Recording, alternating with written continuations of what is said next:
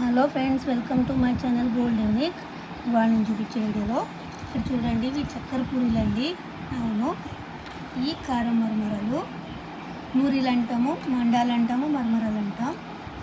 ఏంటంటే ఈ చిన్నప్పుడు మా అమ్మ చిన్నప్పుడు అంటే ఆల్మోస్ట్ 7th 8th వరకు కూడా మేము ఏ స్నాక్స్ తినేవాళ్ళం. భలే అమ్మ స్కూల్ నుంచి వచ్చేసరికి ఈ స్నాక్స్ అన్నీ ఇలా రెడీ చేసి పెట్టేది.